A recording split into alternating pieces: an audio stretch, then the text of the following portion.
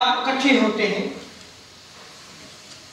اور آپ جو ہے اکٹھے ہو کر قرآن مجید کی تلاوت کرتے ہیں تو یہ عمل کرنا بھی باعث ثواب ہے اور مستقل عبادت ہے.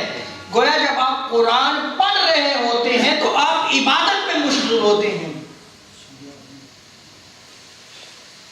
اور یہی الفاظ جو آپ تلاوت کر رہے ہوتے ہیں روز قیامت اس پڑھنے والے کی شفاعت کریں گے. تاجدار انبیاء صلی اللہ علیہ وسلم جب فرماتے ہیں، مسلم شریف کتاب صلاۃ المسافرین میں اس روایت کو نقل کیا گیا ہے، مسند احمد بن حنبل میں اس روایت کو نقل کیا گیا ہے، معجم الاوس میں امام طبرانی نے مجمع صحیح ابن حبان میں اس روایت کو نقل کیا گیا. تاجدار انبیاء صلی اللہ علیہ وسلم ارشاد فرماتے ہیں، حضرت ابو امامہ روایت کرتے ہیں، یقول اقرأ القرآن، قرآن کو پڑھا کرو، قرآن کی تلاوت کیا کرو. فَإِنَّهُ يَأْتِي يَوْمَ الْقِيَامَةِ شَفِيعًا لِأَصْحَابِهِ، جو قرآن پاک کی تلاوت کرتے ہیں روز قیامت یہ قرآن ان کی جو ہے وہ شفاعت فرمائے گا.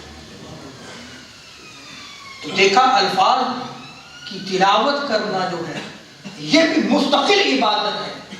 اور حضور آگے کیا ارشاد فرماتے ہیں، حضرت عبداللہ بن مسعود رضی اللہ تعالیٰ عنہ روایت کرتے ہیں، جامع ترمذی سنن دارمی اور شعب الایمان میں امام جو ہے اس روایت کو نقل کیا. حضور ارشاد فرماتے ہیں، من قرأ حرفا من کتاب اللہ فلہ بہ حسنۃ والحسنۃ بعشر امثالها، اور کما قال صلی اللہ علیہ وسلم، حضور ارشاد فرماتے ہیں کہ جو قرآن کا ایک حرف پڑھتا ہے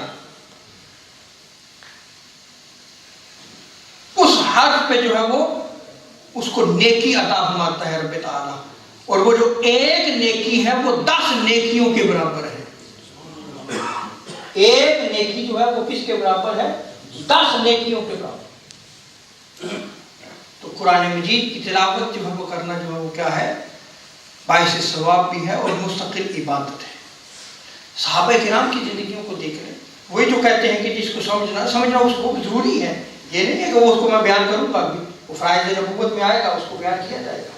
لیکن یہ کہنا کہ صرف ایک پوائنٹ کو لے کے جو ہے وہ اس کا انکار کر دینا یہ گمراہی ہے. کیا صحابہ کرام سے بڑھ کر کوئی عربی دان تھا؟ وہ تو تھے ہی عرب، اور بڑے بڑے فصحائے عرب جو ہے اس وقت وہاں پہ موجود ہوا کرتے تھے.